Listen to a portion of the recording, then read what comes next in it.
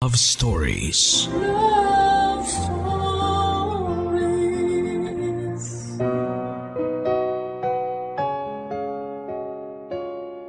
Hindi lahat sa atin ay merong pribilehiyo na magkaroon ng pantay-pantay na estado sa buhay. Ibig sabihin may mayaman at may mahirap. Pero lahat tayo ay may karapatang maging masaya at magkaroon ng kaaliwan habang naglalakbay tayo sa mundong ito. Hindi pa naman huli ang lahat, iyan ang madalas nating sabihin kapag may isang bagay na nangyayari ng hindi ayon sa ating kagustuhan. O di kaya ay binigyan tayo ng pagsubok ng langit bunga ng ating mga nagawang kasalanan. Habang ito'y hindi masama dahil habang may buhay ay may pag-asa. Ang mga katagang ito ay maaari nating maiwasan kung sa una pa lamang ay hindi na tayo nagkulang. Yan ang eksaktong pinagdaraanan ng kabarangay at letter sender natin ngayong Sabado na si Amos. Gusto mo na bang makarelate sa kanya? Gusto mo na bang makarelate sa kanya? Tunghayan natin ang kanyang storya sa mga kwento ng pag-ibig, buhay at pag-asa sa nangungunang Barangay Love Stories.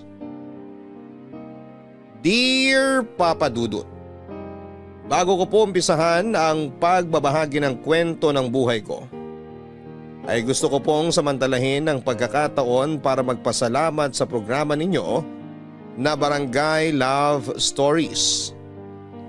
Maraming salamat po sa lahat ng bumubuo nito. Malaki po ang naitutulong ng mga istoryang ibinabahagi ninyo para ma-inspire at matuto ako mula sa mga karanasan at pagsubok na pinagdadaanan ng mga kabarangay natin. Aminin ko ang karamihan sa mga yon ay nagagamit ko sa tunay na buhay. Lalo na kapag nagpapayo kayo sa dulo ng bawat istorya, Papa Dudut. Kaya isang gabi, naisip kong sumulat sa inyong istasyon na tumaasa po ako na sana ay mapili po ninyo ang aking kwento. Tawagin niyo na lamang po ako sa pangalang Amos, 31 years old at tubong Indang, Cavite.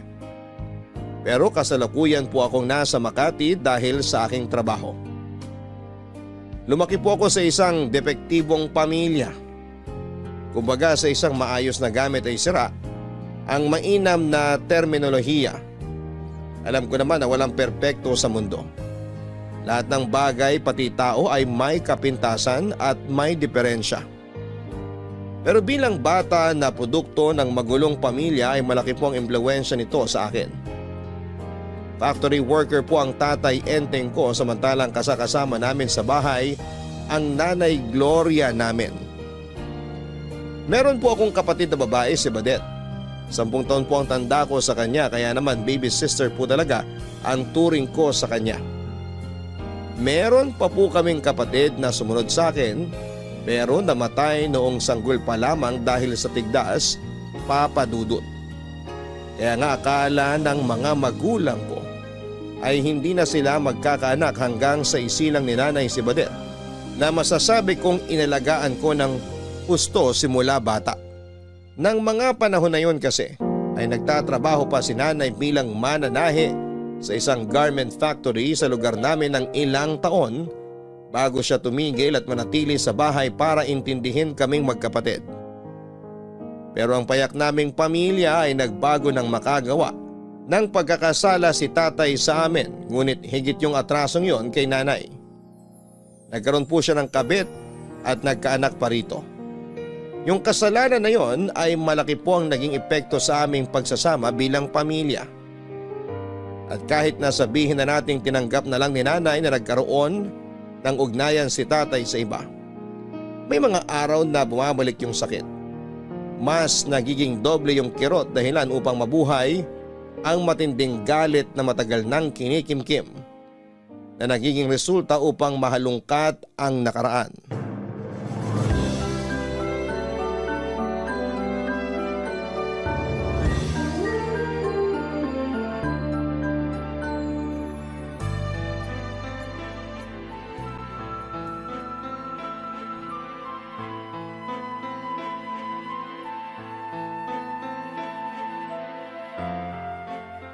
Walang hiya ka, Enteng!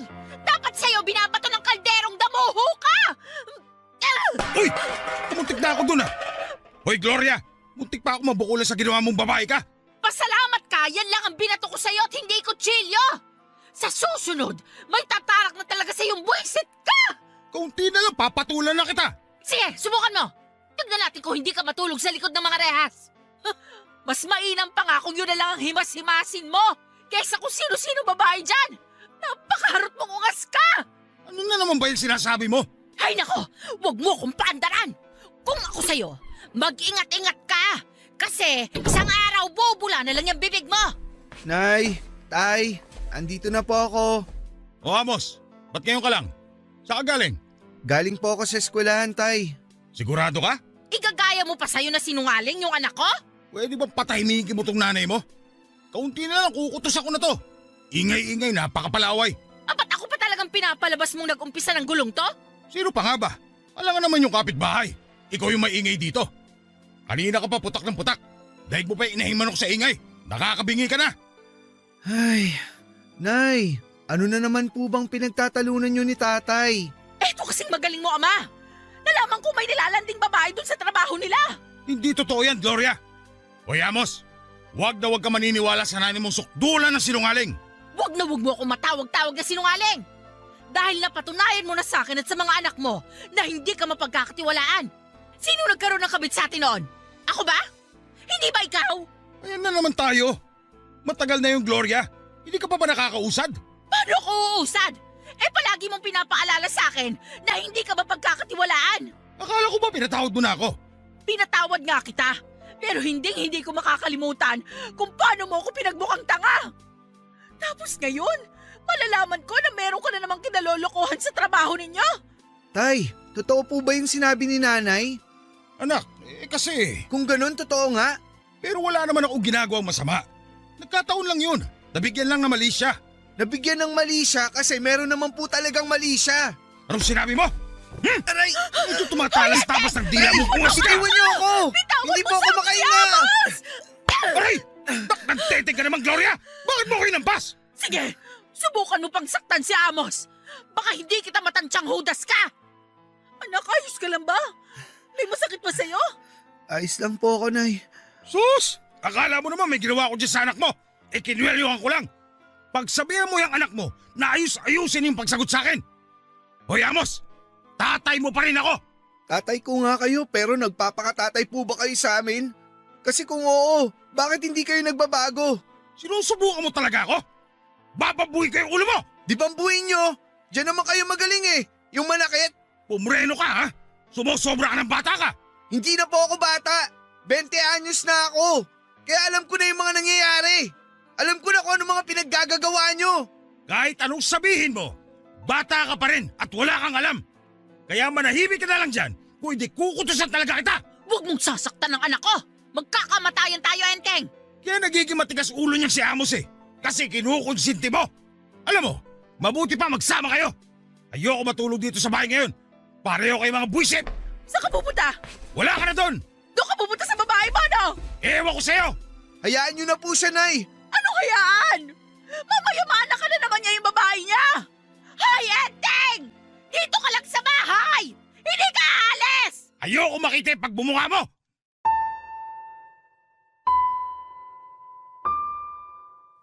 Ganun po pala talaga kapag nasira na yung tiwala ng isang tao sa iyo. Kahit na anong gawin mo ay hindi na maibabalik yung dating kayo. Yung samahan ninyo kung paano kanya itinuring o kausapin. Sa edad ko noong 20 anyos ay hindi ko na maalala kung kailan yung huling beses na nagpalitan ng matatamis na salitang mga magulang namin, Papa Dudut. Kung meron man ay napalitan na ng mga masasakit at masasama nilang patutsyada sa isa't isa. Ang mga ala-alang yon. Malaki ang kasalanan ni tatay pero may pagkukulang din naman si nanay. At bagaman batid kong masama ang pangangalo niya, naniniwala akong dalawang tao ang nagpapatakbo ng isang relasyon. Simula noon ay naging bangungot na ang pagsasama ng mga magulang namin. Hindi nila alam na sa bawat away nila, sigawan, palitan ng mga masasakit na salita, pagwawala at pagiging bayolente ay malaking bahagi ng ligtas at maayos na kabataan namin ng kapatid ko ang ninanakaw nila sa amin. Maraming beses na ayaw ko nang umuwi sa bahay namin pag nasa eskwelahan ako dahil ayokong makita sina nanay at tatay papadudot. Pero alam kong kailangan dahil naghihintay sa akin si Badet. Malambing na bata po ang kapatid kong yon, pero matatakotin siya lalo na pag may nakakarinig siya ng kalabog at malalakas na boses. Sa edad niyang 10 ay nagkaroon na siya ng trauma sa mga magulang namin lalo pat walang pinipiling pagkakataon sa mga pag-aaway nila. Isang gabi ay umuwi po ako sa bahay namin na alalang-alala dahil binalita sa akin ni nanay doon pa lang sa pinto na nawawala daw si Badet. Tumakbo raw ito noong nagsasagutan sila ni tatay kaya naman hinanap ko po kaagad ang kapatid ko.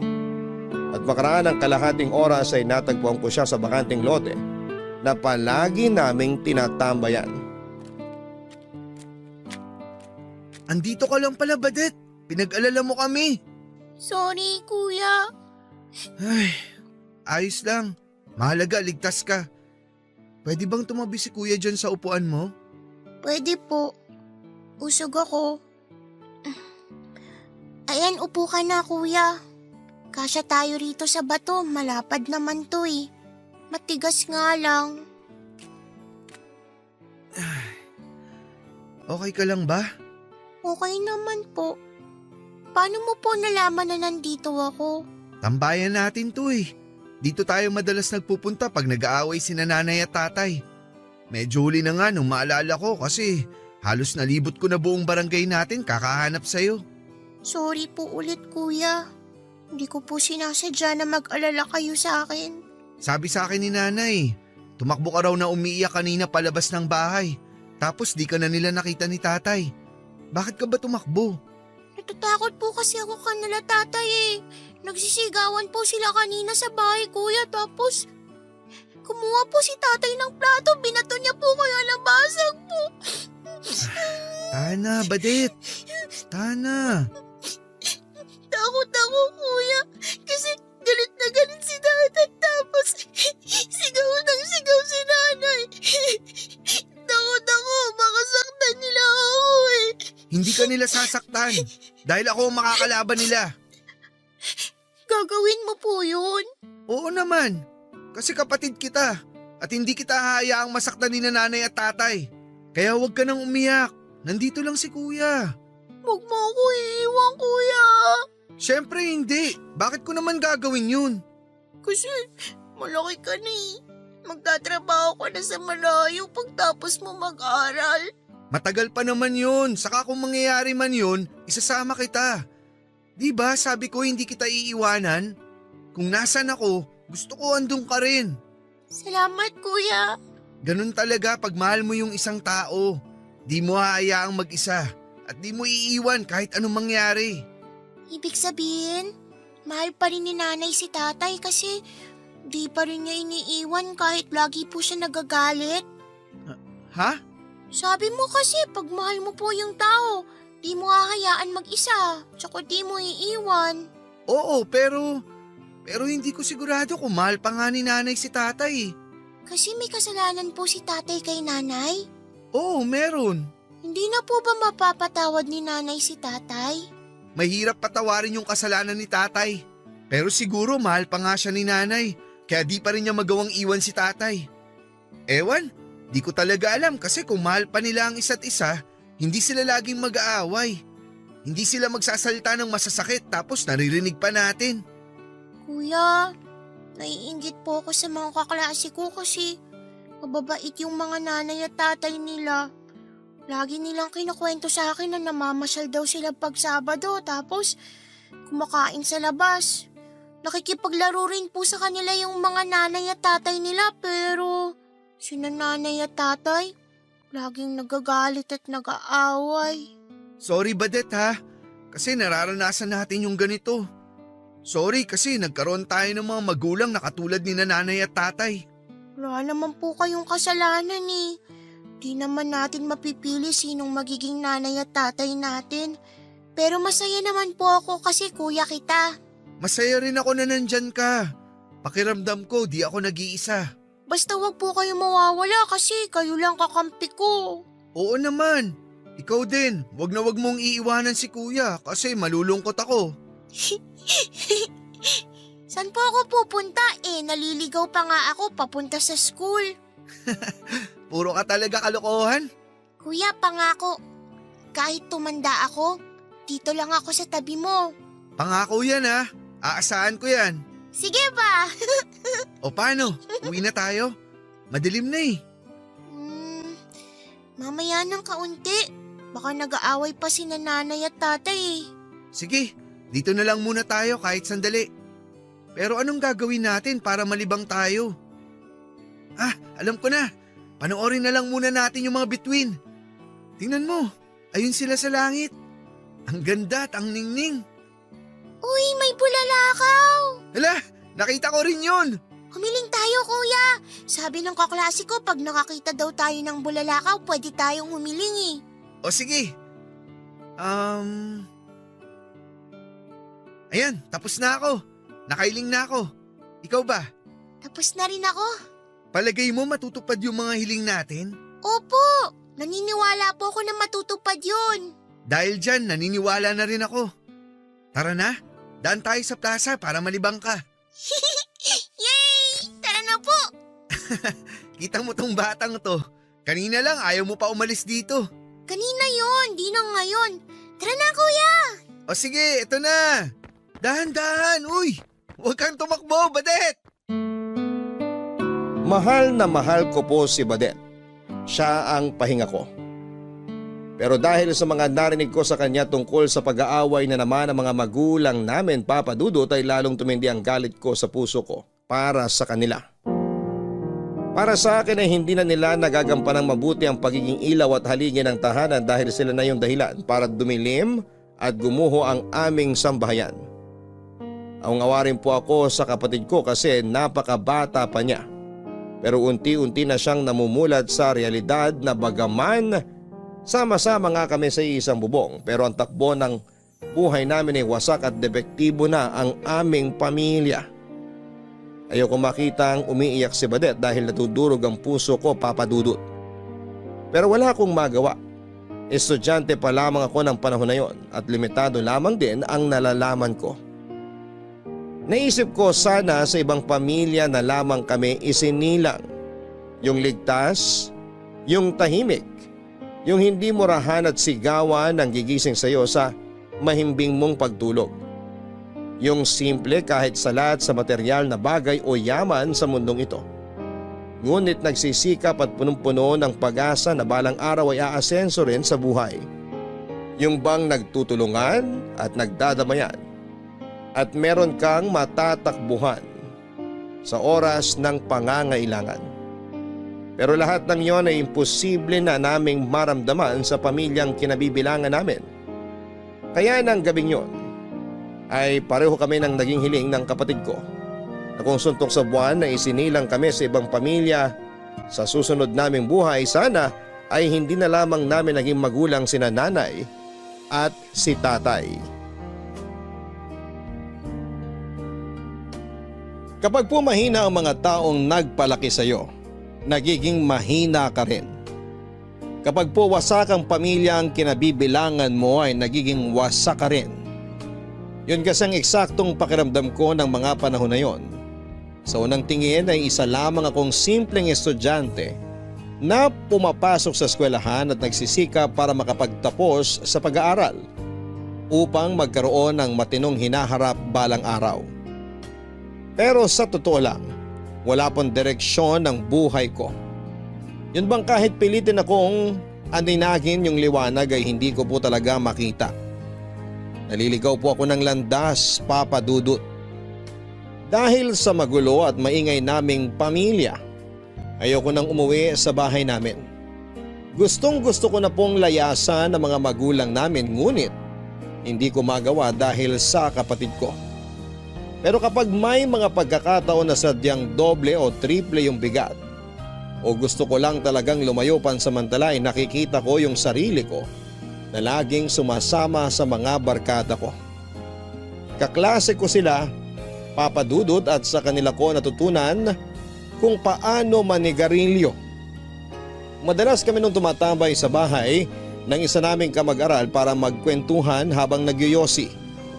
Para sa akin ay masarap po sa pakiramdam yung meron kang hinihit-hit at binubuga habang nagbabahagi ka ng buhay at kasawian mo.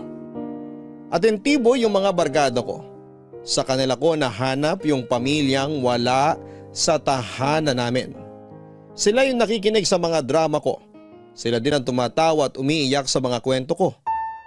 Pero aaminin kong masyado akong dumidepende sa kanila. Na kung anong sabihin nila ay iniisip kong subukan o gawin.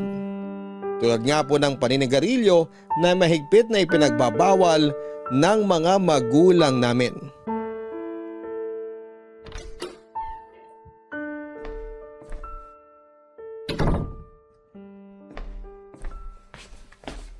Bakit ngayon ka lang? Tay, andyan po pala kayo. Tanong ko, sagutin mo. Bakit ngayon ka lang? Galing po ako sa eskwelahan. Anong galing ka sa eskwelahan? Alauna na madaling araw. Kapo pa sarado yung eskwelahan nyo. Huwag po kayong sumigaw.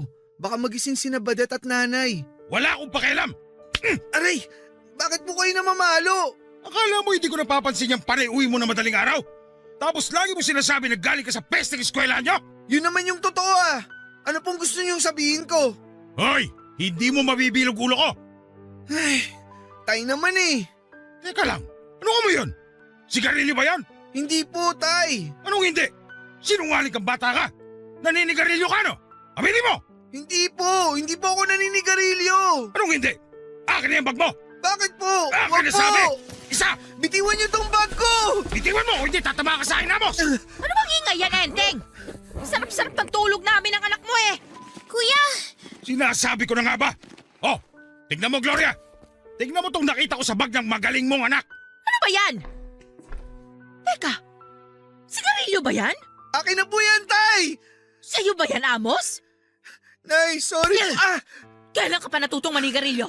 Nay, huwag niyo pong saktan si Kuya. Huwag kang makisali rito, Badet! Doon ka sa higaan natin! Opo, Nay. Yan ba ginagawa mo kaya madaling araw ka na umuwi dito sa bahay? Ano naman sa inyo? Aba, sumisigaw ka na ngayon? Bakit, tay? Kasalanan ba manigarilyo? Marami naman dyan naninigarilyo ah. Di naman sila nakukulong. Kaya bakit ganyan kayo ninanay sa akin? Masama sa kalusugan mong paninigarilyo! Gusto mo bang bumalik yung hika mo? Wala po akong pakialam. Akin na po yan, Nay. Dapat dito sinisira! Nay naman eh. Yan nga lang yung libangan ko eh. Anong libangan yung sinasabi mo? Di ka ba nakikinig? Masama sa kalusugan mong paninigarilyo! Kailan pa po kayo nagkaroon ng pakialam sa akin? O sa amin ni Badet? Kailan pa po ba? Anong sabi mo? Hoy, Amos! Ayusin mo yung pagsagot-sagot mo sa nanay mo! Bakit ko aayusin? Eh kayo nga lagi niyong minumura si nanay. Tapos sinasabihan niyo pa siyang baliw at siraulo. At kayo, Nay, himala na bigla kayo nagkaroon ng pakialam sa akin. Eh lagi yung sinasabi na malaki na ako at kaya ko ng sarili ko. O yan, gusto ko ng manigarilyo. Nagagalit naman kayo. Labo niyo rin eh. Kunti na lang talaga, sasapakin na kita! Sige, subukan niyo. Diyan naman kayo magaling, di ba? Lagi kayong nananakit. Sanay na kami sa inyo. Para rin naman sa iyo yung pagpapaalala namin. Ikaw din na mahihirapan pag nagkasakit ka ulit. Sabihin niyo, kayo yung mahihirapan. Kasi mapapagastos na naman kayo. Hindi ka talaga titigil sa pagsagot na pabalang? Ikaw na nga itong may kasalanan, ikaw pa itong maangas! Kumpara naman sa kasalanan ko, mas malaki yung kasalanan na ginawa niyo. Kaya wag nga kayo magmalinis dyan, Tay. Bastos talaga yung bibig mo! Hoy, Enteng! Bakit mo naman sinikmurahan si Amos? Yung anak mo kasi, Anak, lumalaking walang ayos modo! ka lang ba? Yung ba natututunan mo sa eskwelahan? Mabuti pa, huminto ka na sa pag-aaral! Nagsasayang lang kami ng pera sa iyong bulakbul ka! Pahirap kayo magkapatid sa buhay namin! Simulan sa pool, ganyan ang trato niyo sa amin ni Badet. Nag-anak pa kayo. Nakakahiya naman sa inyo. Tama na, Amos! Gusto mo bang paduguin pa ng tatay mo yung bunganga mo? Eh di pa duguin niya. Halika rito, hayop ka! Makikita mo hinahanap mo! Tumigil na kayo, sabi! Sino ba ang tatay ko para pagsabihan akong mali ang ginagawa ko samantalang siya ay nakagawa ng hindi tama noong araw. At kahit na sabihin na nating lumipas na yon, o lasing lamang siya kaya nangyari sa kanila ng babae niya tulad ng mga kwento niya sa amin o kung anumang kabulaanan. Para sa akin wala pa rin siyang karapatang pakialamanan yung nag-iisang bagay na kinakaaliwang kong gawin. Kung magkasakit man ako sa paninigarilyo, wala akong pakialam. Katawan ko naman ito at hindi naman sa kanila. Yun po yung nasa isip ko ng mga panahon na yon, dahilan para lalo kong hindi sundin at sa halip ay nagrebelde po ako sa mga magulang namin, Papa Dudut. Para sa akin walang karapatang mangaral ang isang tao kung siya mismo nakagawa ng katiwalian sa buhay niya. Dahil ano pang magiging silbi ng mga tinuturo niya lalo na kung hindi naman siya nagbabago. Kaya galit po ako kay Tatay Papa Dudut. Sinira niya yung pamilya namin dahil naging makasarili siya. At hindi pa po doon natatapos ang lahat dahil pinangatawanan na talaga ng demonyo kong ama ang pagiging sakim at masamang tatay niya. Tama ako nang sabihin kong hindi ko siya kinakikitaan ng pagbabagong buhay. Dahil isang araw ay nagkaroon na naman sila ng matinding pag-aaway ni nanay matapos siya nitong mahuli sa akto na may kinakalantari na ibang babae. Ano ba bang kulang sa akin, Enteng? Bakit mo nagawa sa akin to? Yan na naman yung drama mo, Gloria! Nakakasuka ka! Tigilan mo yan, pwede ba? Ako ba ngayon ang nakakasuka? Sino ba yung nahuli kong may kahalikang ibang babae? Hindi ba ikaw? Walang iya ka! Akala mo siguro hindi kita pupuntahan doon sa pinagtatrabahuan mo, no? Hayop ka! Napakawalang iya mo! Aray! Tigilan mo nga yan! Nasasaktan ako! Sinabi na tumigil ka na! Tumigil ka na! Wala pa nga yan kumpara sa sakit na pinararanas mo sa akin, lulupong ka! Nay, Tay, ano po nangyayari? Kuya, natatakot po ako. Diyan ka lang sa likod ko, Badet. Huwag kang matakot. Si Kuyang bahala sa'yo. Nay, Tay, nag-aaway na naman ba kayo? Lumabas lang kami saglit ni Badet para bumili ng ulam tapos maaabutan namin kayong ganyan na naman. Etong nanay mo kasi sumugod doon sa trabaho ko. Tapos nag-iskandalo. Hoy, demonyo ka! Gusto mo pa talagang magbalinis sa anak mo? Napakadumi mo namang hayop ka! Nagsalita yung akala mo malinis. Kuya, natatakot po ako kina nanay at tatay. Badet, Tana. Tingnan niyo ginawa niyo kay Badet. Di po ba pwede na mag-usap na lang kayo ng mainahon para di natatakot kapatid ko? Hindi ako sumisigaw dito. Yang nanay mo parang nakalunok ng mikropono. Ang kapal na mukha mo, balik na rin ako! Hindi ako magkakaganito kung hindi kita naaktuhang nililingkis at nilalaplap yung katrabaho mo! Yung bunganga mo ha, Gloria. Naririnig ka ng mga bata, oh. Ngayon, nahihiya ka sa kanila? Nung ginagawa mo yon, naisip mo ba yung mga anak mo? Hindi, di ba? Ay, ewan ko sa'yo. Tay, totoo ba yon? Huwag ka na makisali rito, Amos. Karapatan kong malaman ang totoo. Bata ka pa. Hindi mo pa naiintindihan lahat. Di na ako bata. Alam ko na mga kalokohan nyo. Alam mo pala eh. Di ba nahimik ka na lang? Napaka-immoral niyong tao. Nakuha mo talaga ako suntukin? Matapang ka na, ganon? Lintik kang bata ka! Babalihan kita ng buto! Aray! Aray ko! Huwag sasaktan ang anak ko! Tigilan mo magpalo sa akin! Lumayas ka na rito! Sumama ka na doon sa babae mo! Nandidiri ako sa'yo! Aalis talaga ako! Nakakaburito kayo! Pare-pareho kayong baliw! Ikaw ang baliw. Bastos ka talaga, Amos! Mas bastos ka. Kasi hindi mo na iniisip mararamdaman namin. Di ka na nahiya. Paulit-ulit mo na lang sinasaktan si nanay. Siguro nga panahon na para umalis ka na sa buhay at bahay namin. Aanin namin yung tatay na katulad mo. Hindi ka mabuti impluwensya sa amin ng kapatid ko. Lakas ng apo mong pagsalitaan ako ng ganyan ah! Bakit? Kaya niyo ba pag umalis ako? Sigurado namang kakayanin namin ang wala ka. Kesa naman kasama namin ang tatay naming walang kwenta. Sige! Aalis ako rito sa bahay. Pero isasama ko ang kapatid mo. Halika rito! Halika rito, Badet! Bitawan mo ang anak ko! Halika, sumama ka! Sumama ka sa akin! Ano mo si Badet? Hindi mo isasama ang kapatid ko!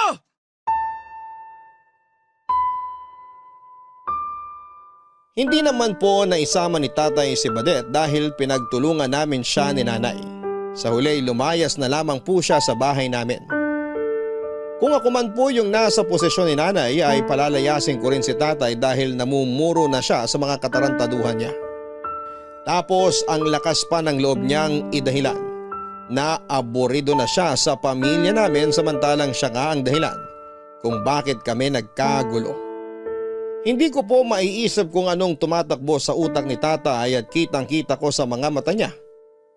Yung pagnanasang iwanan kami. Hindi po siya nakontento kung ano-ano pang mga masasakit na litanya ang mga sinabi niya na kung maselang kang tao ay siguradong ikakapilas ng puso mo pag narinig mo. Nang umalis si tatay, bumalik sa pagtatrabaho si nanay Papadudut. Kung ano-ano po ang mga pinasok niya, basta desente at kikita siya ng pera. Kapalit noon ay nawalan po ng panahon sa amin si nanay. Naging mainitin ang ulo niya at maikli ang pasensya sa amin ng kapatid ko, lalo na pagpagod siya. Sinubukan ko po siyang unawain dahil hindi madaling magpalaki ng mga anak, lalo na pag mag-isa ka lamang. Kaya nga sa paninigarilyo ako kumakapit pag gusto kong matakasan yung malungkot at masalimuot naming buhay. Para sa akin ay iba yung hatid na kaginhawahan kapag lumalatay sa lalamunan ko yung usok na mula sa yosi na hinihit-hit ko. Pakiramdam ko, lumulutang ako sa ulap at nagiging bagong tawa ko. Kaya nga magmula sa paisa-isa na doble hanggang dumami. Hindi ko akalain na kaya ko nang umubos ng kalahating pakete ng sigarilyo sa isang araw. At higit pa kapag dinadalaw ako ng pagkabalisa, kinakain ng lungkot o stress, para sa akin ay nabibigyan ako ng aliw ng paninigarilyo at inilalayo ako nito sa realidad kahit na pansamantala. Dahil sa nakikita kong hirap ni nanay sa pagbabanat ng buto. Ako na mismo ang nagkusa na huminto sa pag-aaral at sa halip ay naghanap na lamang ako ng trabahong mapapasukan. Masasabi ko naman na may utak ako, Papadudut. Sa katunayan ay pagtiteacher nga yung kurso ko nung kolehiyo. Pero hindi ko natapos kasi ako na ang tumayong tatay sa pamilya namin.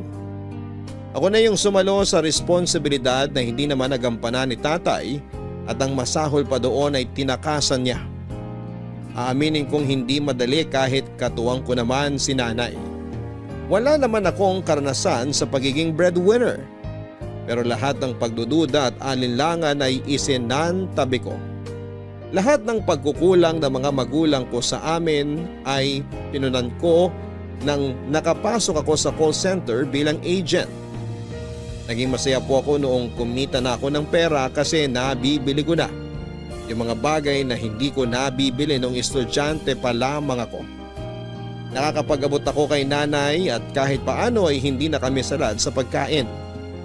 Pero kasabay noon, yung higit kong pagkakasangkot sa iba't ibang uri ng kaaliwan o pampalipas oras ng mga taong nasa paligid ko. Hindi na lamang ako heavy smoker dahil natuto na rin akong uminom ng alak, Papadudut.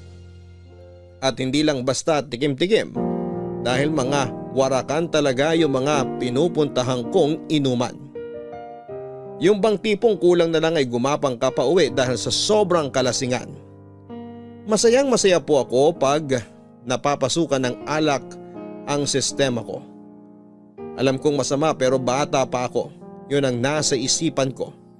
At katawan ko naman ito kaya ako ang masusunod dito. Nakakabaliw, nakakaaliw. Yan po ang eksaktong tawag sa pakiramdam na dulot sa akin ng paninigarilyo at pag-iinom. At hindi nga nagtagal ay naging bisyo ko na ang mga yon. Dahilan para mapansin na ako ng nanay ko.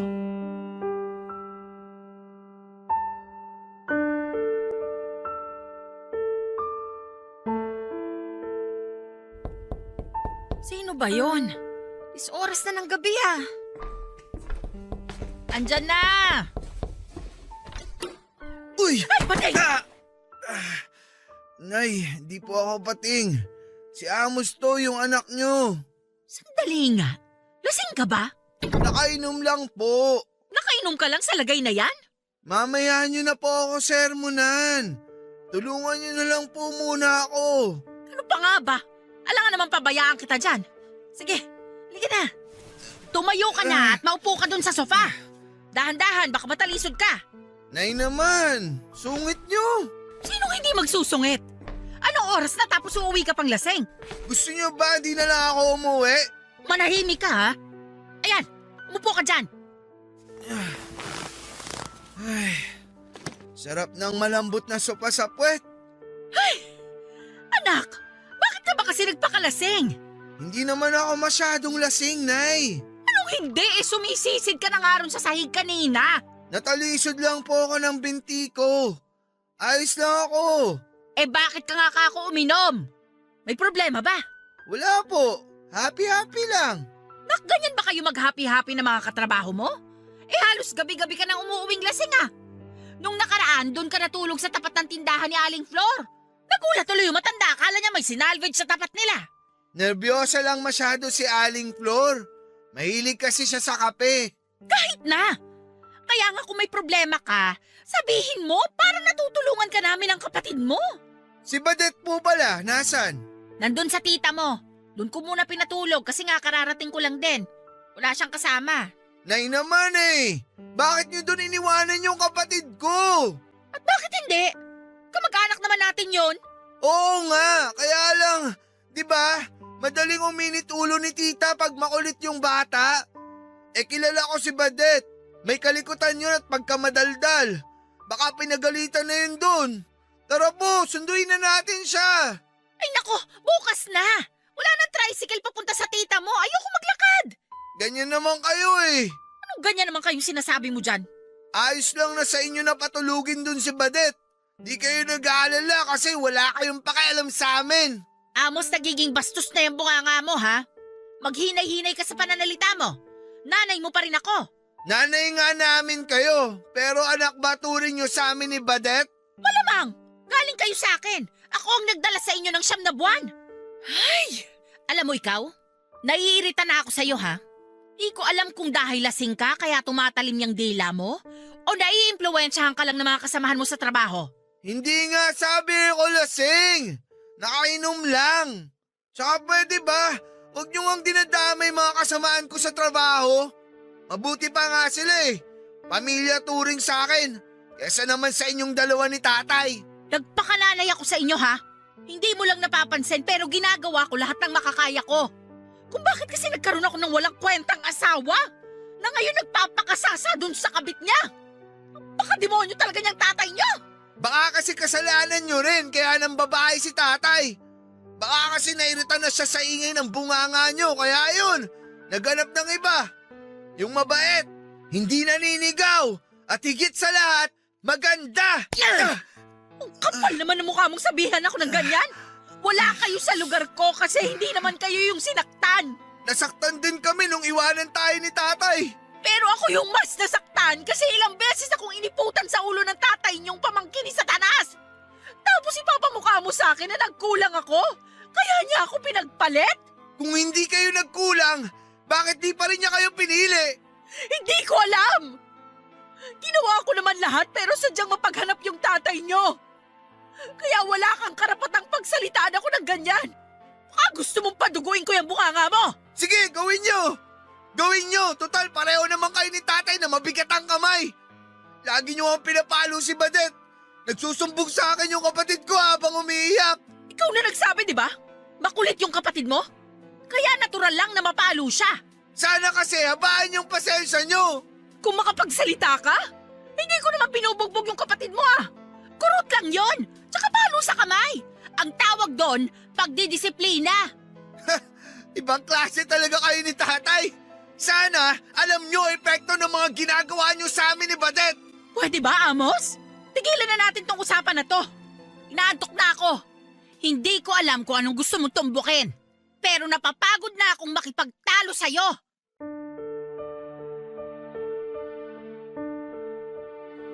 Hindi po totoo na kapag lasing ka, hindi mo alam ang mga sinasabi at ginagawa mo.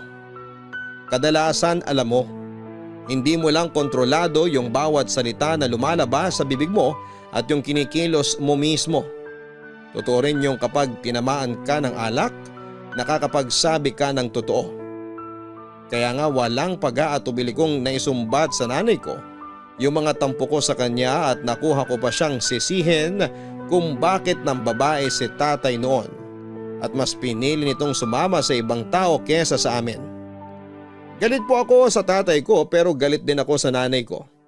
Alam ko na utang na loob namin sa kanya ni Badet ang buhay na meron kami dahil dinala niya kami noon sa sinapupunan niya ng 9 na buwan.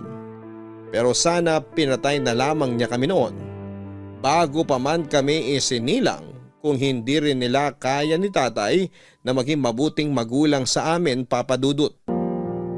Sa mga tao na hindi dumaan sa ganong klase ng pagtuturing sa isang pamilya, madaling sabihin na umusad na lamang, kalimutan at magsimula ng panibagong buhay. Ngunit paano ko gagawin yon kung hindi ko alam kung anong paa ang una kong ihahakbang? Ang totoo, nakatali pa rin ako sa nakaraan. Lumipas po ang mga taon, tumungtong ako sa edad na 29 pero wala pa ring direksyon ng buhay ko. Madalas akong nagigising sa hindi pamilyar na lugar tulad ng mga motel at apartel ng mag-isa.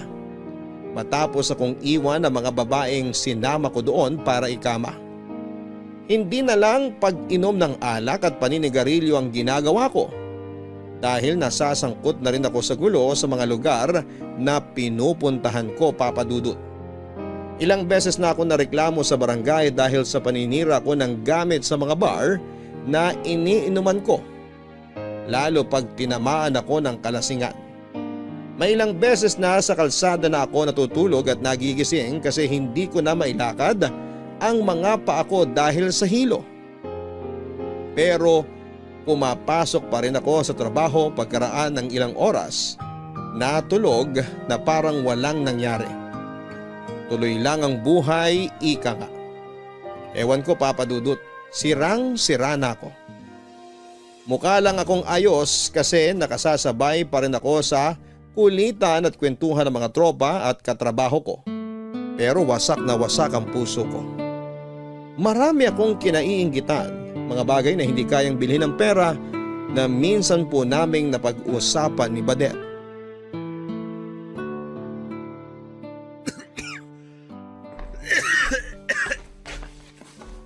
Kuya, ito tubig. Mukhang masama na yung ubo mo ah. Pa-check up ka na kaya. Ayos lang ako, Badet. Nasamid lang ako. Akin na yung tubig. Salamat. Hindi ganyan yung ubo ng nasamid. Tsaka parang nung isang araw pa yan ah. Sabi ni nanay di ka raw pumasok ngayon kasi masama pakiramdam mo. Masakit lang ulo ko. Pero wala naman akong lagnat. Ayokong umarap sa computer at tumanggap ng tawag pag ganito pakiramdam ko. Madali uminit ulo ko. Pero ayos lang talaga ako. Di mo kailangang mag-alala. Sa katunayan, medyo guminhawa na nga pakiramdam ko kasi nakatulog ako ng mahaba. Puyat lang siguro to. Madalas ka bang puyat? Medyo, kasi paiba-iba shift ko eh. Minsan pang-araw ako, minsan pang-gabi. Kahit ilang taon na ako nagtatrabaho sa call center, di pa rin sanay katawan ko sa pabago-bagong schedule. Kuya, alagaan mong sarili mo. Huwag mong abusuhin kasi hindi ka na bumabata. Mahirap magkasakit. Alam ko naman yun at salamat sa pagpapaalala pero kaya ko na sarili ko. Malakas yata tong kuya mo. Sige, sabi mo yan eh. Nga pala, kumusta ang pag-aaral mo? Mabuti kuya. Masaya ako sa kurso ko. Nag-e-enjoy ako sa klase. Yun yung mahalaga. Kasi pag hindi ka nag-e-enjoy sa pinag-aaralan mo, sayang naman pinapasok mo. Natanong ko kasi napagkwentuhan namin ng katrabaho ko yung kapatid niya. Siya rin kasi nagpapaaral dun. Ayun nga, gusto nun mag-masscom pero pinakuha sa kanya ng katrabaho ko tungkol sa pagbibusiness. Ano nangyari sa kapatid niya? Panay bagsak yung grado. Tumataginting na 5. Tapos meron ding incomplete. Ah, ganun ba? Nakakalungkot naman. Pero, kinausap niya na ba yung kapatid niya? Kinausap niya, kaya nga niya nalaman na hindi pala tumasaya sa kursong pinakuha niya. Ayun, pinalipat na lang niya sa gustong kurso. Sana maging maayos na yung pag-aaral ng kapatid niya. Pero grabe yung gastos. Medyo mahal din kasi per semester sa college na pinapasukan ng kapatid niya eh. Naiintindihan ko rin naman yung kapatid niya kasi mahirap pag-aralan yung kursong di mo gusto. Pero, gets ko rin yung katrabaho mo. Baka may dahilan kaya yun yung pinakuha niya sa kapatid niya. Oo, kasi gusto nun magnegosyo. Di rin naman siya college graduate tulad ko. Kaya sa kapatid na lang niya pinasa yung naunsyamin niyang pangarap. Pero mali pa rin yun. Lalo kung wala sa kursong yun yung puso ng kapatid niya. Kaya nga ikaw, hinayaan kita na kunin yung kurso na gusto mo. Kasi ikaw naman yung papasok sa eskwelahan araw-araw para mag-aral, hindi ako. At pag di ka masaya sa pinag-aaralan mo, di ka rin gaganahan. Kaya nagpapasalamat ako sa'yo kuya kasi pinag-aaral mo ko. Normal lang naman na pag-aralin kita. Sabi kasi sa akin ni nanay na tumigil na lang daw ako sa pag-aaral. Maghanap na lang daw ako ng trabaho para matapos na yung pagpapagawa natin dito sa bahay. Talaga? Sinabi niya yun? Oo, nung isang araw lang. Hayaan mo, kakausapin ko si nanay. Wag na kuya, baka mag-away lang kayo Wala akong pakialam. Kung makapagsalita kasi siya, akala niya siya nagpapaaral sa'yo. Palagpasin mo na yun kuya. Baka nasabi niya lang yun kasi gusto na lang niyang matapos na tong bahay natin. Natitirhan naman natin tong bahay kahit di pa tapos. Masyado lang siyang maarte. Ang sabihin mo, gusto lang niyang may maibida sa mga kapitbahay natin. Yang sinanay talaga minsan nakakainis Imbis na palakasin niya loob mo sa pag-aaral mo, kung ano-ano pang sinasabi sa'yo. Parang di ka na nasanay kay nanay. Diba, bata pa lang tayo, ganyan na siya pati si tatay. Oo, kaya nga ang malas natin kasi mga magulang natin sila. Kumusta na kaya si tatay? Ewan, Di mo ba siya namimiss? hindi. Saka di ko na siya masyadong iniisip. Bakit ko ba iisipin yung tao nang iwan sa atin? Aksaya lang yun ng oras.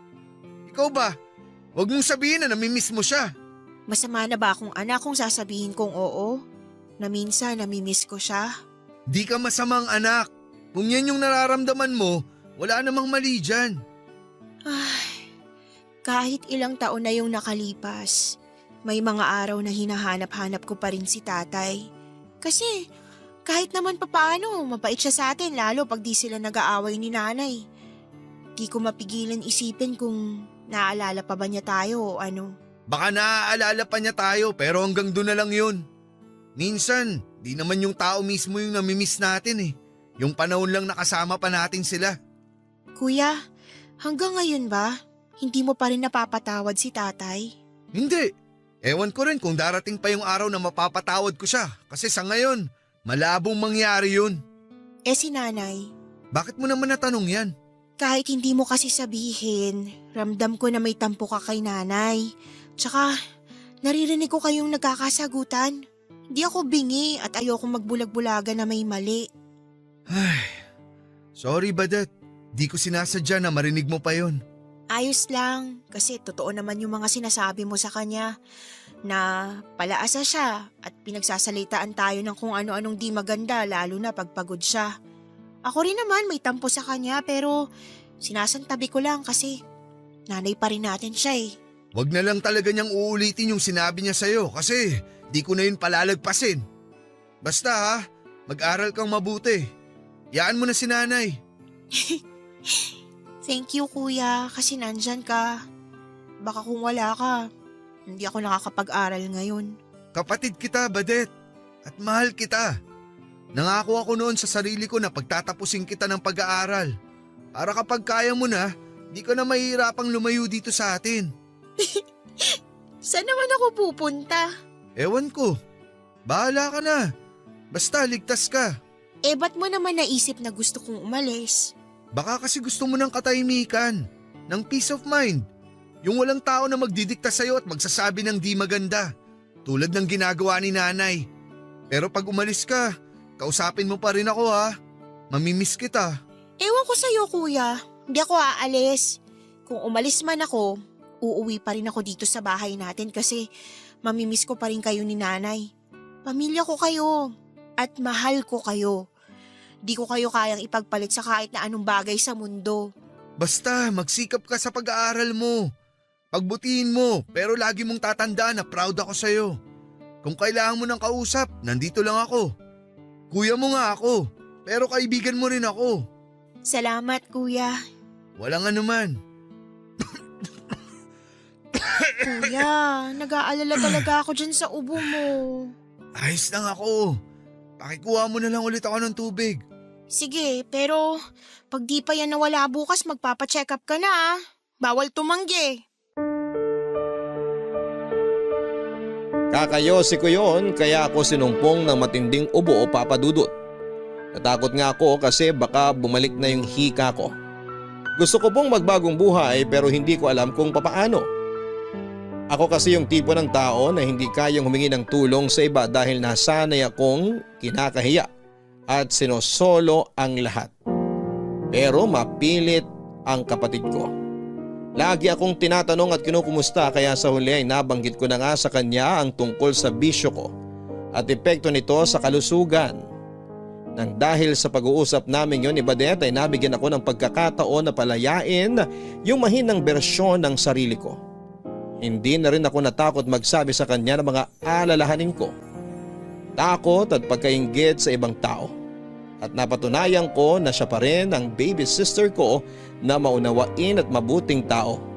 Sa abot ng makakaya ni Badet ay pinayuhan niya ako na maghinay-hinay sa mga bisyo ko. Lalo na at hindi na ako pumabata. At kahit mahirap sa akin na tuluyang ihinto ang paninigarilyo ay sinubukan ko papadudot.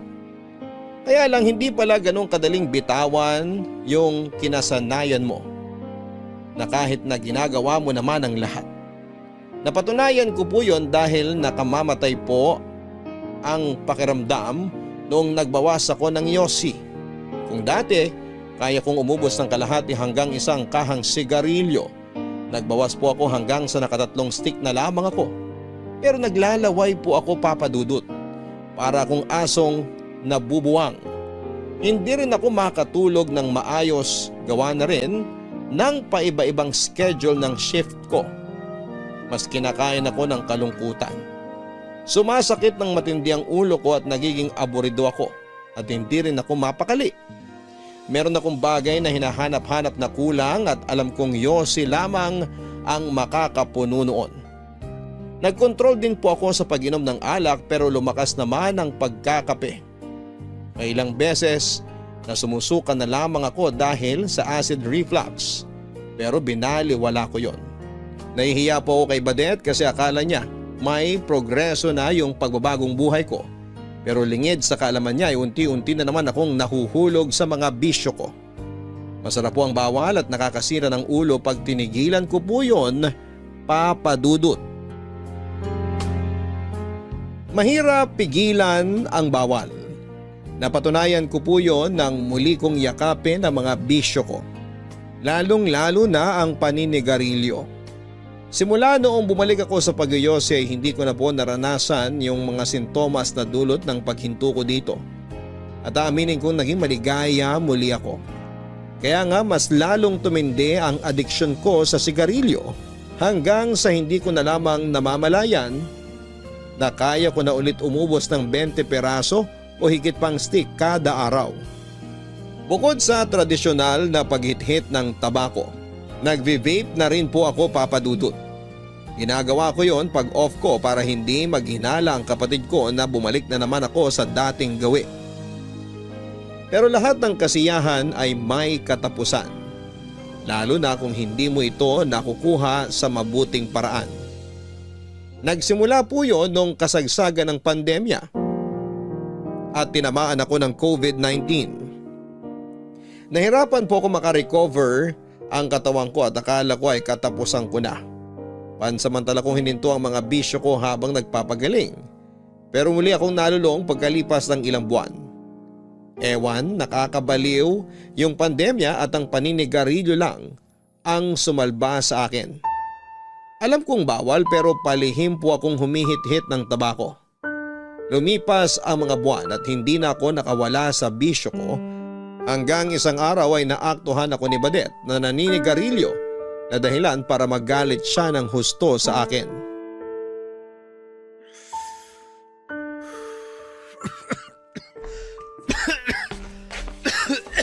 Kuya, vape to, diba?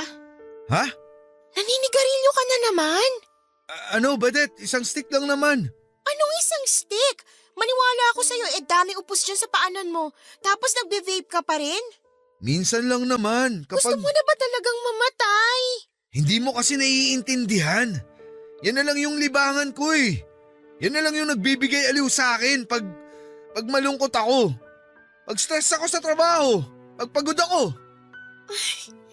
Pero nangako ka sa akin na susubukan mong tumigil sa paninigarilyo. Pero anong nangyari? Sinubukan ko naman pero di ko kaya. Para akong mababaliw. Kaya akin na yung vape ko, please. Akin na yan. Ayoko nga. Dapat dito sinisira. Uy, wag mong sirain.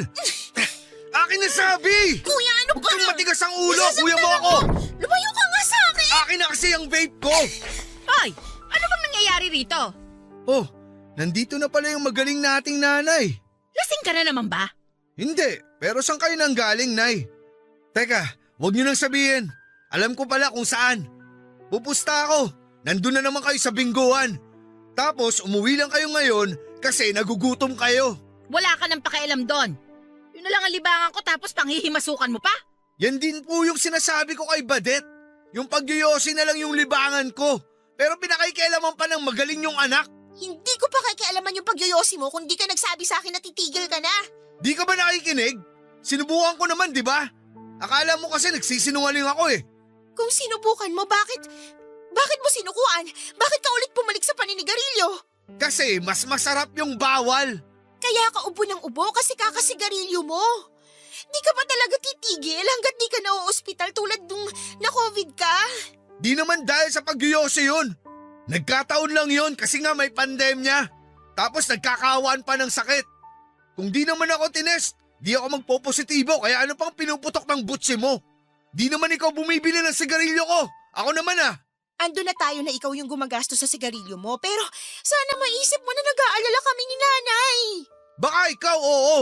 Pero si nanay duda ako. Talaga ba, Nay? Nag-aalala ka sa akin? Ay naku Badet, hayaan mo na yung kuya mo. Kung gusto niya magkasakit kakasigarilyo niya, bahala siya. Total napakatigas naman ang ulo niya. Oh, kita mo na? Yan ba yung sinasabi mo nag-aalala? Nay, ba't kayo ganyan? Di ba kayo natatakot na baka magkasakit si kuya? Sabi niyo may hika siya, di ba? Eh, tigas-tigas nga ng ulo. Hindi ka ba nakikinig? Saka matanda na yan si Amos. Alam na niyang ginagawa niya. Hoy Amos, sinabihan na kita dati na tigilan mo na yung kakasigarilyo. Pero hindi ka naman nakikinig. Nakakasawa ka ng pagsabihan, alam mo ba yon? Diyan naman kayo magaling eh. Kailan ba kayo nagtyaga sa amin? Parang di nyo kami anak kung ituring. Uulitin na naman ba natin yung usapang yan? Nay, please, tama na po. Huwag na po kayong ganyan sa amin ni kuya, oh. Kinakampihan mo na tong kuya mo?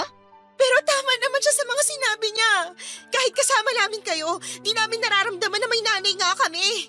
Anong gusto niyong gawin ko para maramdaman niyo? Sige nga! Bakit kami tinatanong mo? Kami ba yung nagdala ng mga anak sa mundong to? Di ba dapat alam nyo na yun kasi kayo ni tatay yung mga magulang namin? Huwag niyo nga mabanggit-banggit yung tatay niyo. Nasusuka ako. Dapat talaga may licensure exam sa gustong maging magulang. Yung mga bumagsak, kinakapon para di na magkaanak. Ano kami? Aso't pusa para kapunin? Buti pa nga yung aso't pusa marunong magmahal eh. Eh kayo, Sumusobra ka na talagang lalaki ka, ha? Nay, kuya, please, tumigil na po kayo. Yung kuya mo ang patigilin mo, wag ako. Bigla-bigla na lang nangaaway, hindi ko naman inaano. Nagiging kaugali na ng mga basagulero dun sa kanto. at least di ka ugali nyo. Wisit ka talaga? Sinabing tumigil na kayo eh. Nay, kuya. Oh, Badet, ano nangyayari sa'yo? Anak, bakit? Badet! Badet! Anak! Gumising ka! Badet! Sinugod po namin si Badet sa ospital ng araw na yon at nanatili siya roon ayon sa atas ng doktor na tumingin sa kanya. Hindi ko po alam na merong sakit si Badet. Doon na lamang pumasok sa isip ko yung putla ng balat niya at panghihina ng katawan niya bago siya hinimatay. Tapos inaway ko pa siya at sinigawan at pinagsalitaan ng hindi maganda. Para sa akin ay pwede namang hindi ko na lamang siya pinatulan at inunawa ko na lamang ang nararamdaman niya bilang kuya niya. Pero masyado po akong nabulag ng emosyon ko at hindi ko na naisip ang maging matino. Sising-sisi po ako ng mga panahon na yon kasi pakiramdam ko ay kasalanan ko kung bakit nasa ospital ang kapatid ko. Ngunit huli na pala ang pagsisisi kong yon dahil merong paraan ang tadhana para maningil sa mga bagay na nagawa natin na hindi nakabubuti sa ating sarili at sa ating kapwa. Nasabi ko po yon dahil pagkaraan ng ilang mga hospital test na isinagawa kay Badet ay na-diagnose po siya na meron siyang lung cancer. At ang masakla pa ay nasa final stage na po yon, Papa Dudut. Kulang na lang ay gumuho ang mundo namin ni Nanay matapos naming malaman ang sakit ni Badet. Palaisipan sa amin kung paano siya nagkaroon ng ganong karamdaman dahil hindi naman siya naninigarilyo at kilala kong maingat at malinis sa katawan ng kapatid ko. Yun pala ay kasalanan ko, Papa Dudut, dahil nakuha ni Badet ang cancer sa paninigarilyo ko o yung ba yung tinatawag nilang second hand smoke. Halos gumuho po ang mundo ko nang malaman kong kagagawan ko kung bakit may sakit ang kapatid ko. At kahit maliit ang tsansa na makaligtas pa siya, iginapang ko po ang gamutan ni Badet ngunit makaraan lamang ang 5 buwan ay binawian siya ng buhay. At hindi ko alam kung paano ko mapapatawad ang sarili ko dahil sising-sisi pa rin ako at panay ako nang hingi ng tawad sa kanya hanggang libingan.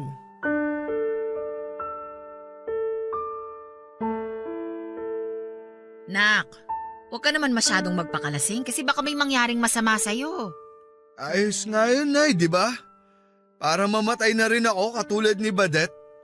Para makasama ko na siya. Huwag mo namang sabihin yan. Ayokong mawala ka rin sa akin. Hindi ko kasi alam kung paano mawawala yung sakit, Nay. Kaya ako umiinom kasi umaasa ako na kahit saglit, baka makalimutan ko yung nangyari kay Badet. Wala na po yung kapatid ko eh. At kasalanan ko kung bakit siya namatay. Hindi mo naman ginusto yun. Hindi mo yun kasalanan, anak. Kasalanan ko po yun. Kasi di ako nakinig sa inyo. Kung sana tinigilan ko na noon pa yung paninigarilyo. Eh di hindi magkakakanser yung kapatid ko. Kung bakit kasi siya pa yung tinamaan eh. Bakit di na lang ako? Hindi naman natin hawak yung buhay natin, anak. Hindi rin natin alam kung kailan tayo kukunin. Diyos lang ang nakakaalam nun. Kaya nga bakit si Badet pa? Bakit di na lang po ako? Hindi ko alam ang sagot dyan. Pero ako man nasasaktan sa pagkawala ng kapatid mo. Napagdaanan ko na to nung namatay yung isa niyong kapatid. Kaya akala ko hindi na masyadong masakit. Pero masakit pa rin pala. Mas doble yung sakit na nararamdaman ko ngayon kasi hindi madaling mawala ng anak. At baka hindi ko na kayanin kung pati ikaw mawala pa sa akin, Amos. Hindi ko lang po maintindihan kasi ganun na lang po kadaling nangyari ang lahat eh. Ang bilis. Ang dami pang pangarap ng kapatid ko. Kagraduate pa siya. Magiging reporter pa yun kasi pangarap niya yun talaga eh. Lagi nga niyang binibida sa akin na makikita raw natin siya sa TV balang araw. Tapos hindi na pala mangyayari. Napaka-unfair, Nay. Ang bata pa ng kapatid ko. Pero sigurado ako na kung nakikita ka niya ngayon, eh hindi niya gugustuhin na nagkakaganyan ka. Talaga ba, Nay? Kasi yung nasa isip ko ngayon, kabaliktaran niya. Baka galit sa akin yung kapatid ko eh. Bakit naman siya magagalit sa'yo? Kasi kasalanan ko kung bakit siya namatay. Itong bisyo ko yung pumatay sa kanya. Ang tanga ko kasi eh. Dapat sa sarili ko binabatukan. Yan pa. Tigilan mo na yan! Huwag mong saktan yung sarili mo! Sinong sasaktan ko, Nay? Kasalanan ko naman talaga. Hindi naman kita sinisisi, di ba? Hindi ko rin tanggap na kinuha sa atin na maaga si Badet. Pero ayoko maramdaman mo na kasalanan mo yung nangyari. Hindi natin kontrolado ang lahat. Wala tayong kakayahan para malaman ang mangyayari sa hinaharap. Pero tandaan mo na hindi mo naman kailangang harapin ang buhay ng mag-isa. Kasama mo ko, anak. Nanay mo ko, hindi ba? Opo, Nay. Marami na akong pagkukulang sa inyo ng mga anak ko. Simula nung mga bata pa lang kayo, lalo na sa iyo, Amos. Kaya sana patawarin mo si nanay. Marami akong napagtanto nitong nawala si Badet.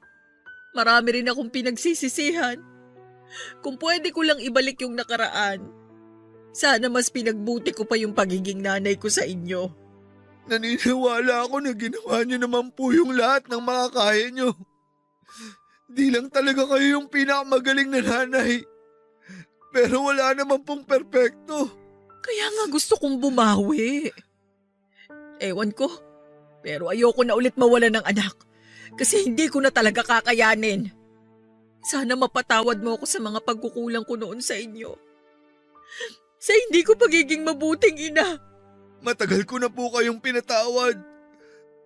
Siguro kung may nararamdaman man ako ngayon sa inyo, tampo na lang. Ayoko rin naman kayong kamuhian habang buhay kasi kayo pa rin yung nanay namin. Pinarealize sa akin ni Badet na mahalaga pa rin kayo. Kasi nanatili kayo sa tabi namin nung iniwan tayo ni tatay. Di nyo kami nabandona o pinabayaan. Hindi ko yun magagawa kasi mga anak ko kayo. Pero aminado ako na malaki yung pagkukulang ko kasi nasasaktan din ako noong mga panahon na yun. Nagmahal lang naman ako. Bakit kailangan akong pagmukhaing tanga ng tatay nyo? Pero ayun nga, kinatagalan, unti-unti napalaya ko na rin yung sarili ko sa pag-ibig sa tatay nyo. Medyo mabagal lang at matagal yung pag-usad ko kaya naapektuhan yung pagiging nanay ko sa inyo. Pero hindi ko dedepensahan ang sarili ko. Malaking kasalanan at pagkukulang ko sa inyo. Sana mas naging matatag ako. Kasi magulang na ako eh. Di na yun tungkol sa akin kasi may mga anak na ako. Mas dapat kayo na ang inuna ko. Tapos na naman po yun, Nay. Ang mahalaga yung ngayon. Sana dumating din yung pagkakataon na makausad ako sa pagkawala ni Badet.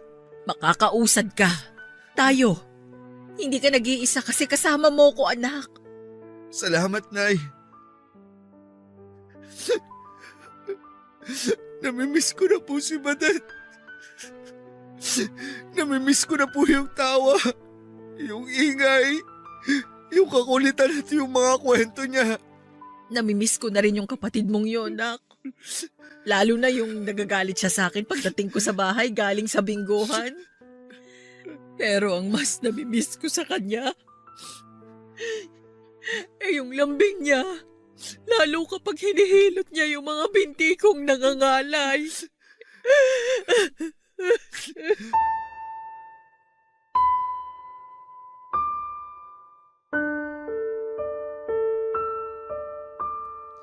Marami po akong pinagsisihan sa mga nangyari, Papa Dudut.